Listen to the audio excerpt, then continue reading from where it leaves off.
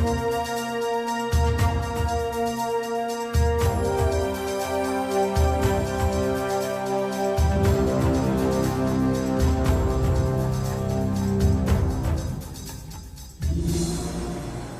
of the greatest mysteries of mankind is, where did we come from?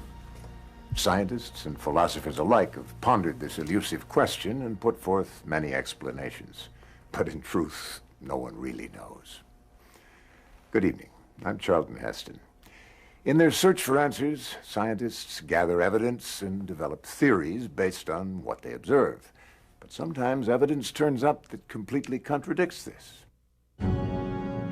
Footprints resembling modern man's were discovered in Texas, side by side with dinosaur tracks. Does this mean that man lived millions of years ago, at the time of the dinosaur? These 70-ton blocks were somehow transported to the Peruvian mountain temple of Ollantaytambo. The only source of this red granite is 5 miles away on the peak of another mountain. Ancient maps have been discovered which correctly depict the continent of Antarctica centuries before it was discovered by Europeans. Some claim this is evidence of a technologically advanced culture that existed before recorded history began. Tonight we'll examine these and other controversial findings to see if what we're being taught about the origins of man is supported by the evidence. We'll meet a new breed of scientific investigators who claim that the history of man on this planet may be radically different than what is accepted today. Before the 19th century, Western man looked to the Bible for an explanation of his origins. In the story of Genesis, God created man from the dust of the earth 6,000 years ago.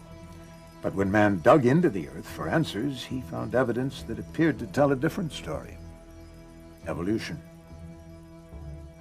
In 1859, Charles Darwin published his book, The Origin of Species. This book put forth the revolutionary idea that all life on Earth could be explained by the workings of nature. Instead of a supreme being creating the diversity of life, the theory of evolution proposes that accidental changes in nature are the cause. These changes are governed by the process of natural selection. Survival of the fittest. Over the past 2 centuries, archaeologists have collected bones and artifacts that suggest there's a logical sequence of evolutionary steps from ape to man. Man's earliest relatives were ape-like beings who appeared around 25 million years ago. The first of those to walk upright emerged 20 million years later. Over the remaining 5 million years, he continued to evolve, passing through various stages of development until modern man, like ourselves, emerged over 100,000 years ago. Archaeologists determine the age of artifacts by the level of strata or layer of earth they're found in. Recent artifacts associated with modern man are generally found close to the surface, while older, more primitive artifacts are in deeper layers of the ground. But sometimes artifacts are found that break all the rules. Archaeologists call them anomalous artifacts. What happens when we find a modern human skull in rock strata far beneath even the oldest of man's ancestors?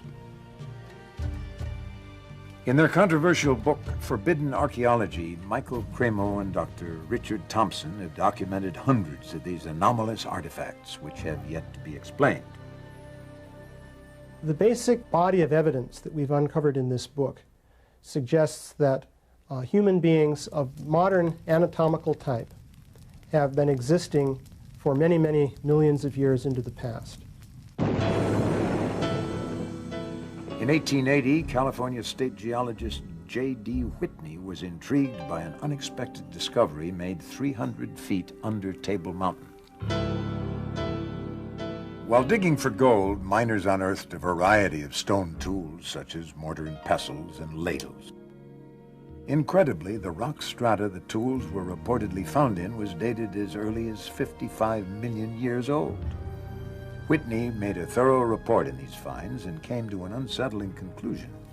Man could be millions of years older than the current evolutionary model suggests. This bizarre evidence seems to have been well documented, yet the general public and many within the scientific community are unaware of these controversial finds. The question is, why haven't we heard of these discoveries before? Oh, I think we're talking about a massive cover-up.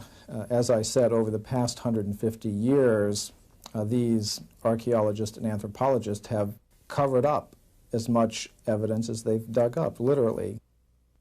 Basically what you find is something we call a knowledge filter.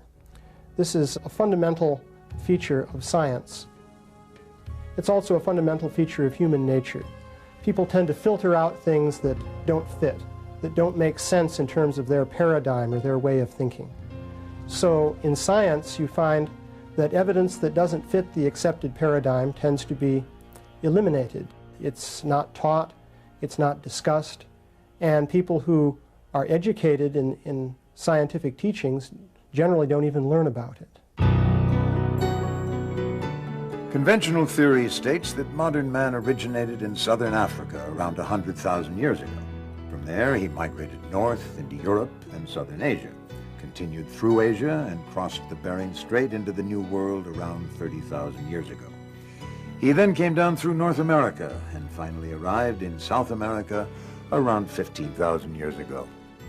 Yet numerous artifacts have been found across North and South America that are so old they threaten to completely overturn this theory.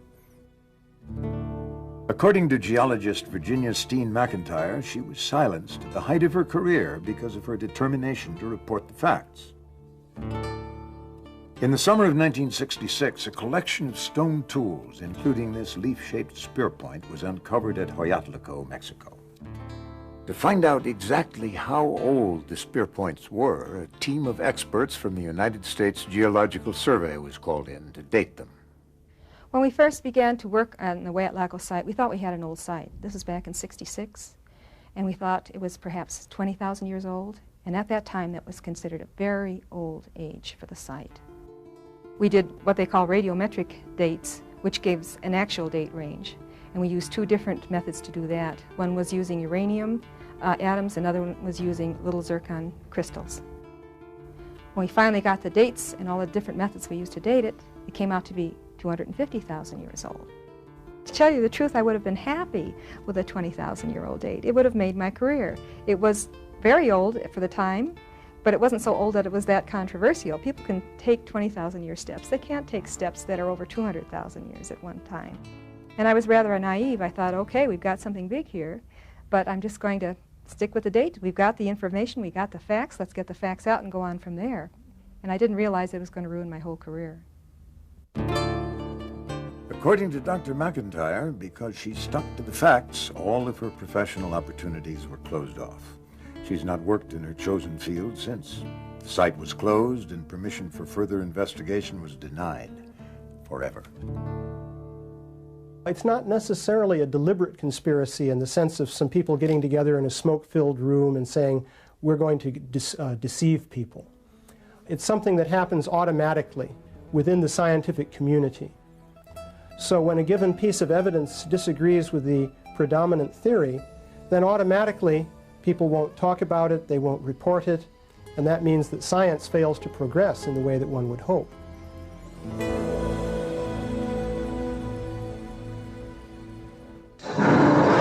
Dinosaurs left their tracks on this riverbank 100 million years ago. Did humans walk here at the same time? Next, a man who claims these prints are proof that humans lived with the dinosaurs.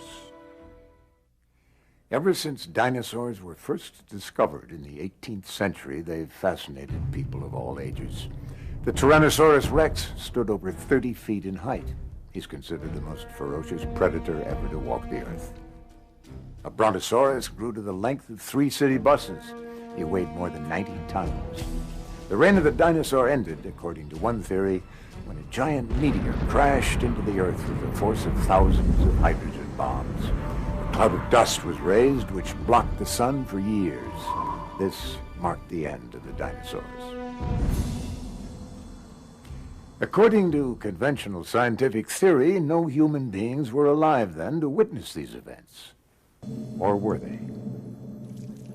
Over 100 million years ago, the limestone bedrock of the Biloxi River in Texas was a muddy plain.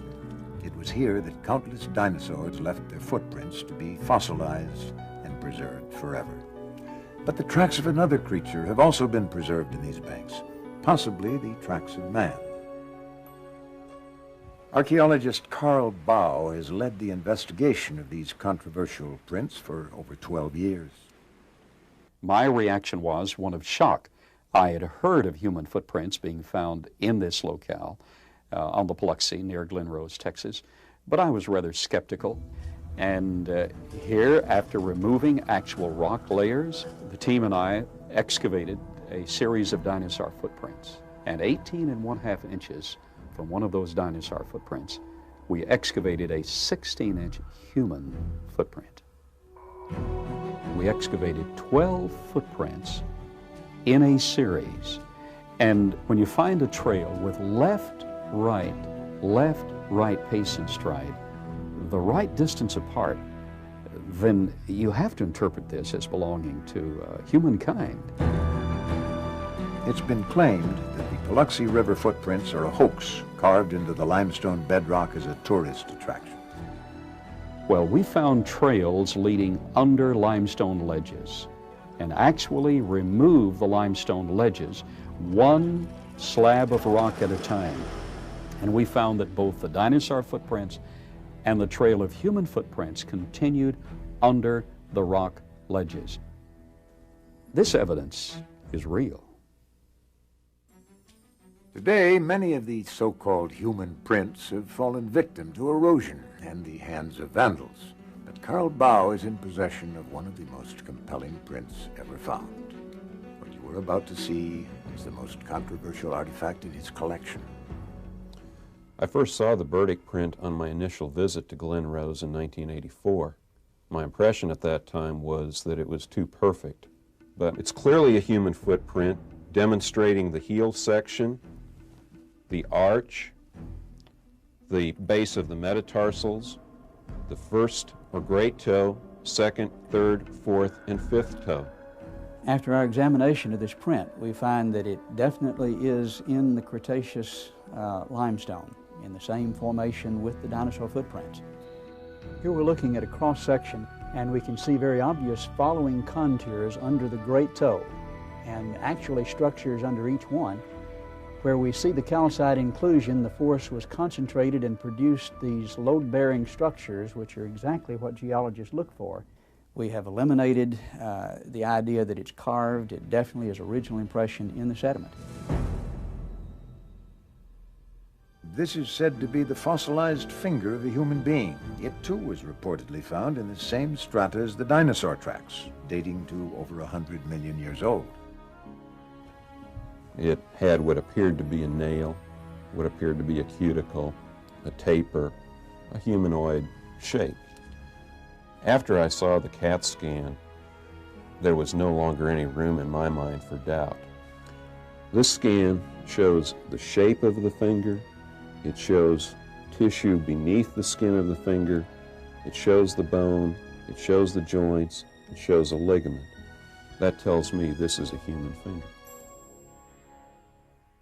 The limestone layer that preserved these artifacts is reportedly dated at around 135 million years old. Yet, as we saw earlier, objects have been found in rock strata much older than this. In Klerksdorp, South Africa, hundreds of metallic spheres were found by miners in Precambrian strata, said to be a fantastic 2.8 billion years old. The controversy centers around the fine grooves encircling some of the spheres. Lab technicians were at a loss to explain how they could have been formed by any known natural process. According to the curator of the Klerksdorp Museum, Rolf Mars, these spheres are a complete mystery. They look man-made, yet at the time in Earth's history when they came to rest on this rock, no intelligent life existed. They're like nothing I've ever seen before. Author-researcher David Hatcher Childress has written numerous articles on the coexistence of humans and dinosaurs. I think that one of the solutions to the paradox of dinosaurs and people together and the vast discrepancy in time the whole timeline of millions of years versus only thousands of years can be explained in a cataclysmically geological view of the past, where rather than geological events taking place over millions of years, they take place more quickly, and what is 1,000,000 years on a geological time scale is in fact only, say, 1,000 years. And therefore it's going to bring all this dating much closer to us and make it possible so that in a scientific way, man and dinosaurs can have existed together in the past, and in fact, dinosaurs can still be alive today in small numbers in remote areas of the world. For instance, in 1977, a Japanese fishing boat off New Zealand brought up out of the water the carcass of what appeared to be a plesiosaur, an animal that should have been extinct for millions of years.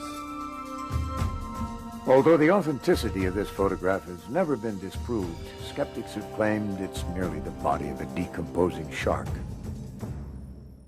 We've seen a broad range of evidence, some of it highly speculative, but there are enough well-documented cases to call for a closer look at the conventional explanation of man's origins, the theory of evolution. England is the birthplace of evolution's first champion, Charles Darwin. Darwin's theory of evolution proposes that simple life forms, or species, evolve into more complex species by accidental changes over long periods of time. For example, given 5 million years, an ape can evolve into a man. Since Darwin's time, his theory has become central to our understanding of how man came into existence. It's almost universally accepted today. But according to science investigator Richard Milton, Darwin's theory of how man evolved from the apes has some critical problems. The building behind me is London's Natural History Museum. It looks rather like a cathedral or a church, and in a way that's what it is. It's a kind of temple to Darwin's theory of evolution. People come to museums like the Natural History Museum to get answers to their question. Have we evolved from apes? Do humans and apes share a common ancestor? And to look at an exhibit like this, you'd think that question had been answered decisively yes. But the answer is far from decisive. In fact, this representation is an interpretation of the fossils, the interpretation of one group of scientists. There are other interpretations, but you won't find them in this museum or any other museum in the world. In the model of the evolutionary tree, man and apes are said to share a common ancestor. However, evidence of that common ancestor is highly contested. That's why it is still called the missing link. When Darwin's theory of evolution was embraced, it was assumed that in the next century enough fossil evidence would be found to prove that man had evolved from the apes. Darwinists have promised us a missing link, and so they've got to deliver. They've got to come up with one. Any missing link will do, it seems. Every so often a skeleton is found in Africa. Its discoverers describe it as being the missing link, the headlines come and go, and then later on, that skeleton, those bones are reclassified either as human or as ape. And so far, the missing link is still missing. One of the most classic examples of this is the story of Java Man, discovered by Eugene Dubois in 1892. Dubois discovered a very primitive-looking ape-like skull cap, and he discovered this thigh bone about 40 feet away. He said, well, obviously they must belong to the same creature. And that creature walked erect like a human being and had an ape-like skull, so that must be a missing link, the Pithecanthropus ape man. So maybe you had a big ape and a human being living together in Java about 1 million years ago.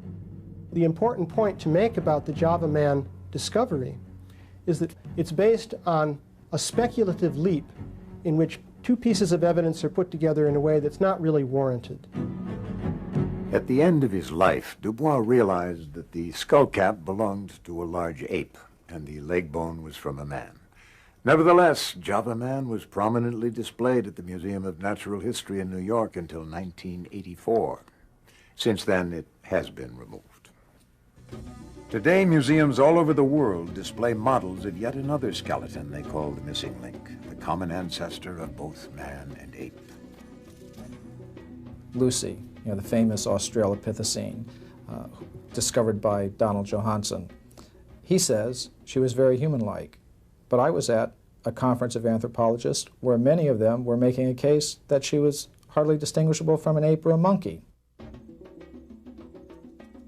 These bones have been restored to resemble a missing link, part human, part ape, and Lucy is now thought of as being our long-lost ancestor. But this is merely an interpretation, the interpretation of one group. Those same bones can be, and they have been taken by scientists, and identified as simply an extinct ape, nothing to do with us at all. Newspapers are constantly reporting new discoveries that add to our understanding of man's origins, but so far, conclusive evidence of a missing link has not been found. So what happens to the evolutionary model if the missing link does not exist at all? Without it, there's little support for man's connection with the apes, and the model simply collapses. Some people have said to me, how can you criticize a theory if you don't have something to replace it with? Well, I don't accept that. If the emperor hasn't got any clothes on, then the emperor hasn't got any clothes on. It's not my fault. It seems to me that if Darwinism is wrong, then somebody has got to point the finger. Next, we will visit the mysterious city of Tiahuanaco, built at an altitude of 12,500 feet, with stones weighing 150 tons. This could be the oldest city in the world, built by a civilization as yet unknown. In order to unravel the mystery of man's origins, we must follow the path of civilization. Now, civilization is said to have spread from the old world to the new world, but there is evidence that humans were building cities in the new world thousands of years before history tells us. Traditionally, the oldest city in the world is thought to be Jericho in the Old World, dated to around 8000 BC. Yet in South America, the so-called New World, scientists are looking at evidence of a city that could be twice as old. Situated at an altitude of 12,500 feet, Tiahuanaco is one of the most mysterious cities in the world. Traditionally, it's thought to have been built by the predecessors of the Incas 2,000 years ago. However, around the turn of the century, Politian scholar Arthur Poznański began a 50-year study of the ruins of Tiahuanaco. Using the science of astronomy, Poznański came to an amazing conclusion. He calculated that Tiahuanaco had been constructed more than 17,000 years ago, long before any civilization was supposed to have existed.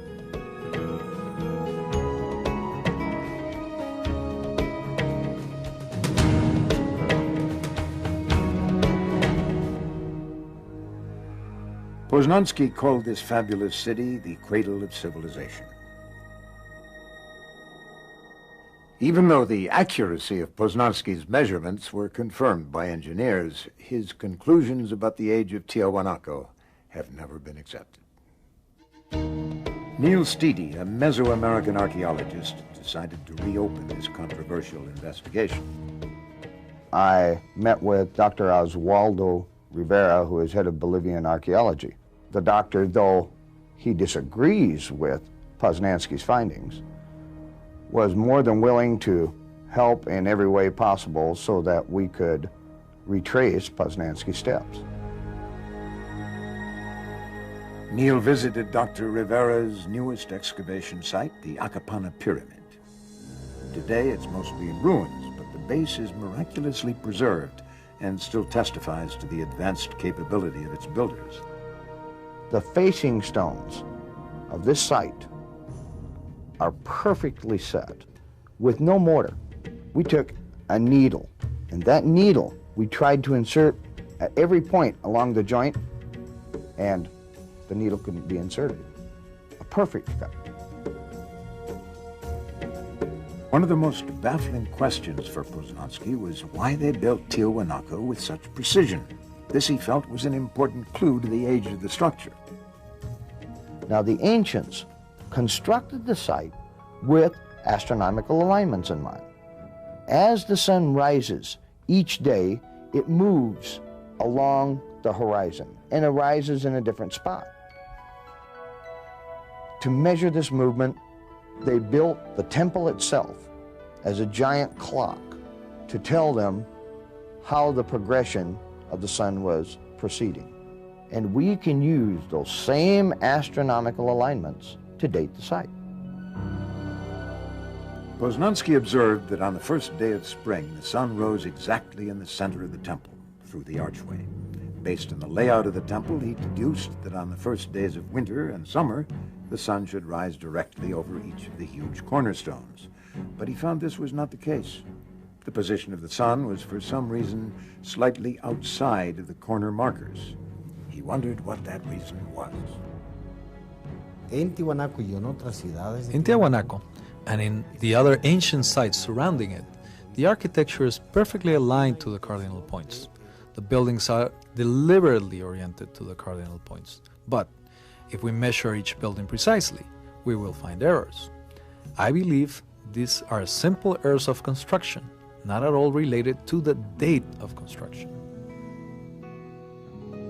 After observing the perfection with which this site is built, with 100-ton stones,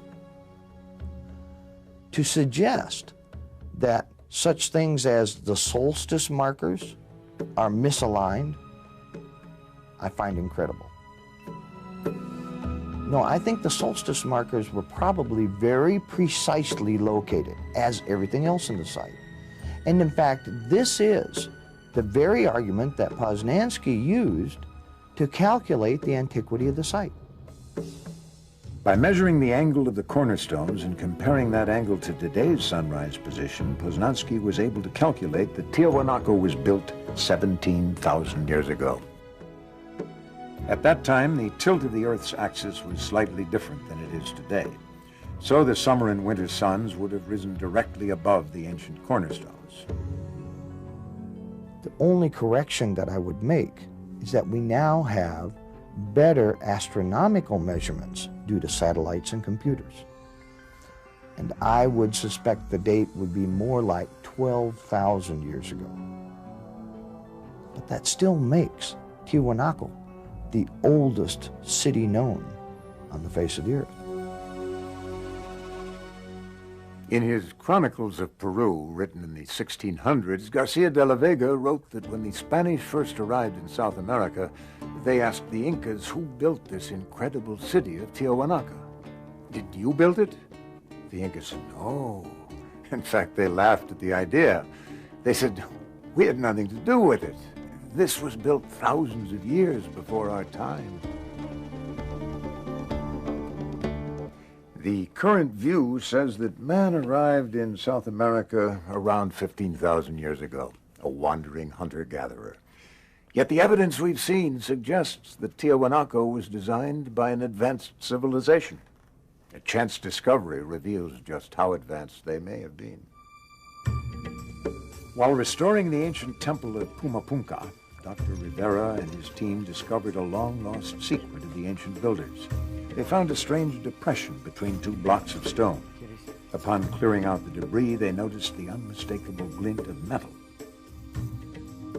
Whoever built Tiahuanaco came up with a very ingenious method for holding together the huge stones which they used to build the site. They carved a groove in the edge, and into this groove they would pour a molten alloy, which later hardened into a staple. What I find amazing here is that to move to each site where the staple was needed, they had to have something like a portable smelting plant to maintain this metal in a molten state. Mysterious metal clamps revealed a level of technology far beyond their time. The antiquity and the technological sophistication of Tiahuanaco should make each and every one of us fully question the origins of civilization.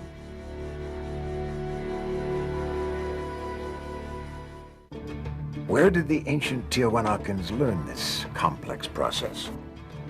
The answer may lie halfway around the world at one of man's most mysterious monuments, the Great Sphinx of Egypt.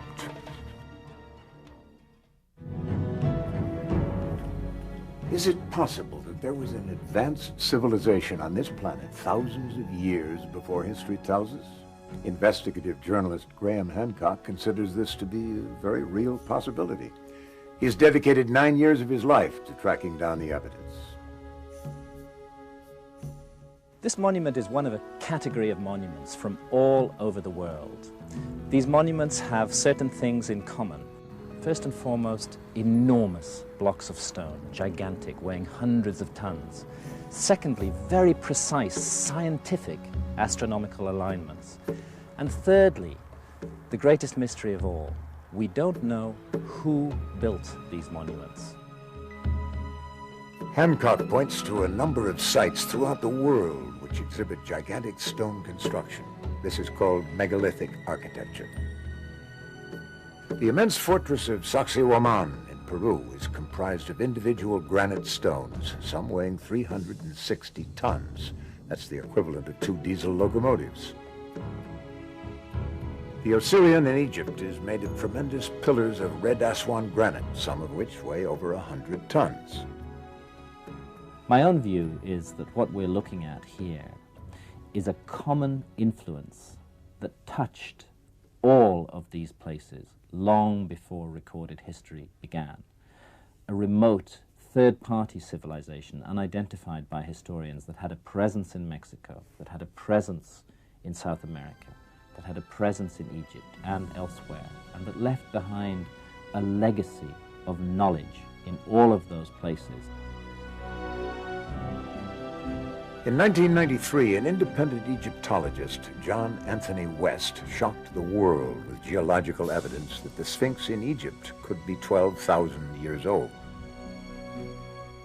Recently, astronomer-engineer Robert Bauval, using a computer model of the Giza Plateau, made a startling discovery which seems to confirm this ancient age of the Sphinx.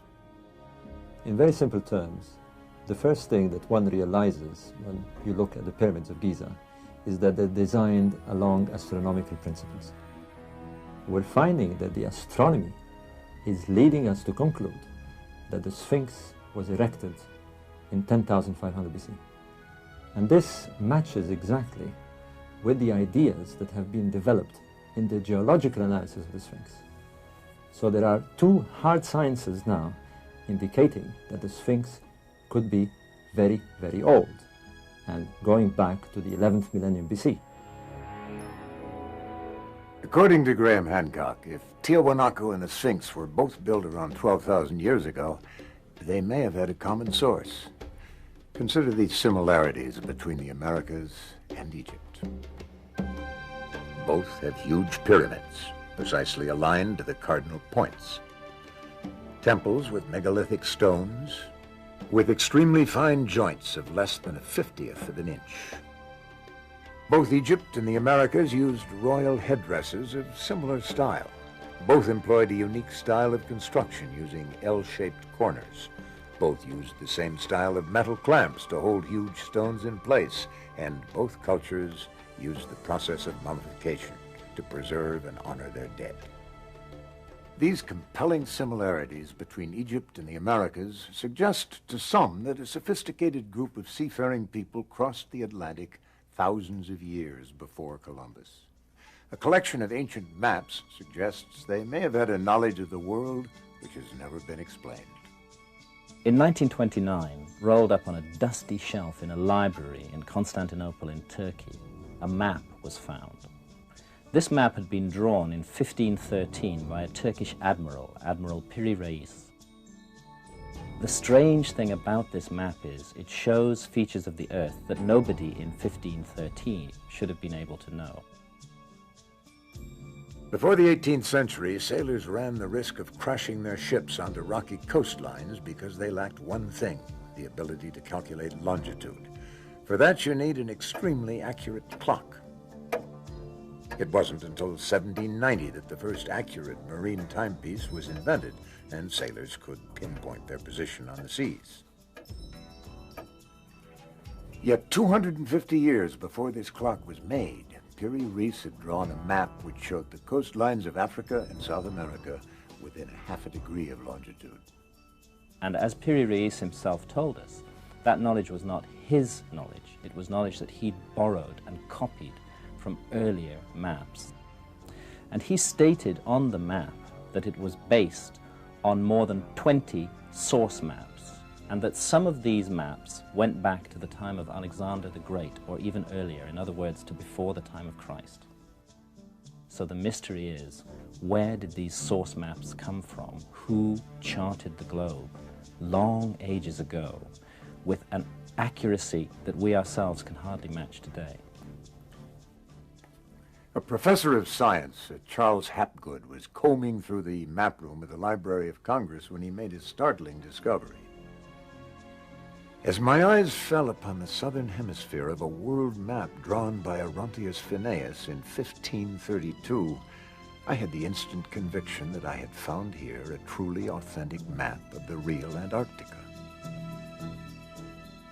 The mystery of this map is it shows Antarctica as it looks under the ice long before Antarctica is even supposed to have been discovered. And perhaps the greatest mystery of all is that it shows the Antarctic Peninsula not as it looks today, covered by more than a mile of ice, but as it actually looks underneath that covering of ice. Now, we ourselves have only known what the land under the Antarctic Peninsula really looks like since 1958, when seismic surveys were taken across the ice cap. Hapgood put his theory to the test. He compared the Orontius Phineas map with a map of Antarctica as it looks covered with ice. The maps were similar, but details of the coastline were obscured by the ice. Then, using a map created by seismographic survey, he was able to compare the actual coastlines of Antarctica with the Orontius Phineas map. When the maps were overlaid, the similarities astounded him.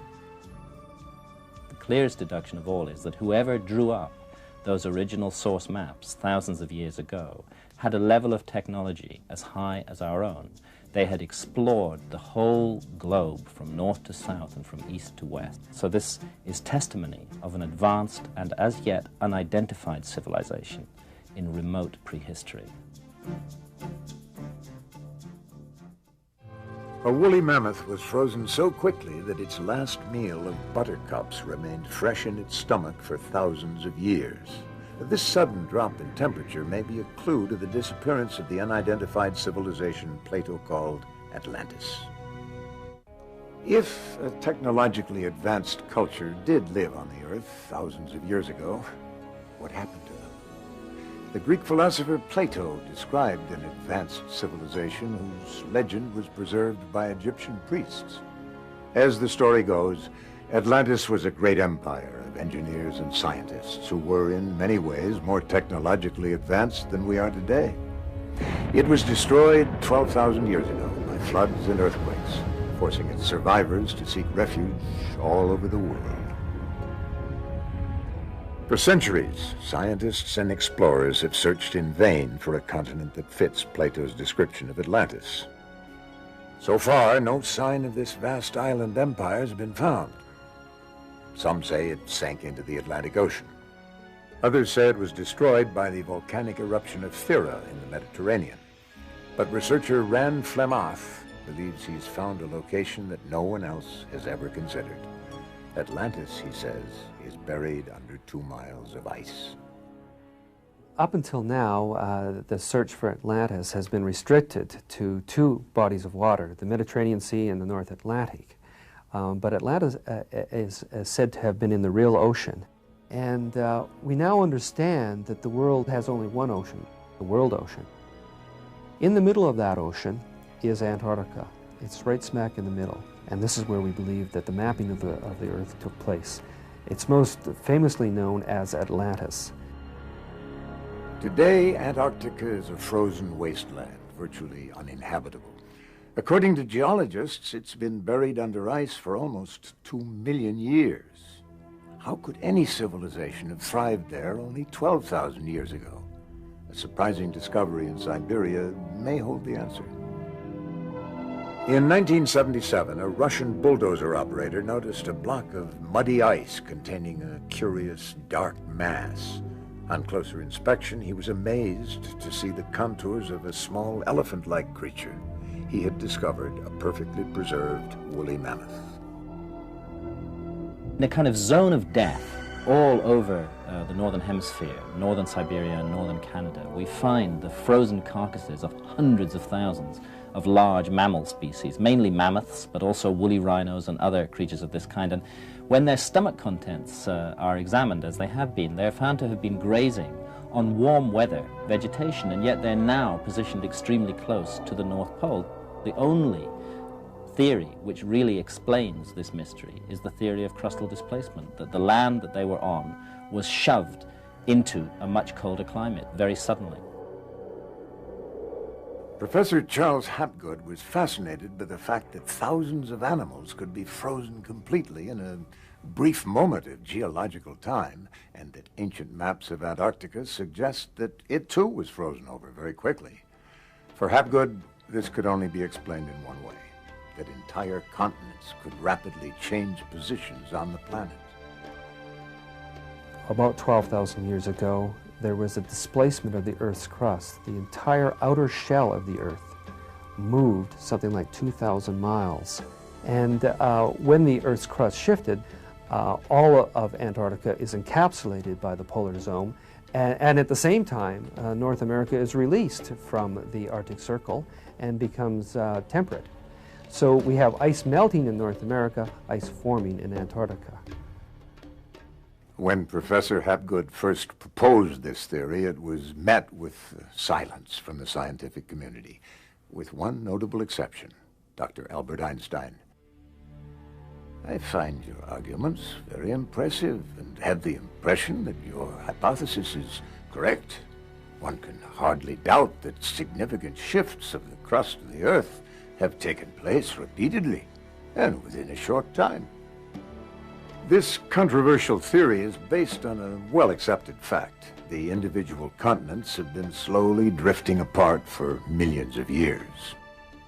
This is possible because the outer crust of the Earth floats upon a semi-liquid layer. Hapgood's theory of crustal displacement takes this principle one step further. It states that the entire crust of the Earth can shift in one piece, like the loose skin of an orange. Hapgood documented 3 Earth crust displacements in the last 100,000 years. We believe that they happen every 41,000 years. The last one happened 11,500 years ago, so we're not due for another Earth crust displacement for 29,500 years. According to Hapgood's theory, this cataclysmic shift is caused by an imbalance of ice on the polar caps. Over time, ice builds up at the poles, reaching as much as 2 miles in thickness. The tremendous weight of the ice causes an imbalance on the globe. The ice shifts, dragging the outer crust and the continents in one piece to new positions. The polar caps are now in a warmer climate where they begin to melt, while temperate lands are in the polar regions where they freeze and build up ice. If Hapgood's theory is possible and land masses can suddenly shift 2,000 miles, it might explain how an entire continent and its people could have been lost to history. I am convinced by the evidence that we are a species with amnesia. We have forgotten something of great importance from our own past. When we recover it, we'll realize for a start that our civilization isn't the apex of creation. It isn't the pinnacle towards which everything has been building throughout all of geological time. Rather, it's part of an up and down, a flow, that it's possible for a civilization to reach a very high level of advancement and be wiped out. This is something we've never really confronted, and we need to confront it. We have met the experts and looked at the evidence that seems to contradict our conventional theories about the human race. Numerous artifacts indicate to some scientists that man could be millions of years old, throwing into question our descent from the apes. Ancient maps and megalithic architecture suggest that an advanced culture may have existed 12,000 years ago, their homeland wiped out by a cataclysm that rearranged the entire face of the planet. It's been said that man has made the climb from Stone Age to civilization more than once, and that our present time is just the latest in this cycle. But only if the evidence is allowed to speak for itself will we ever learn the truth about the mysterious origins of man.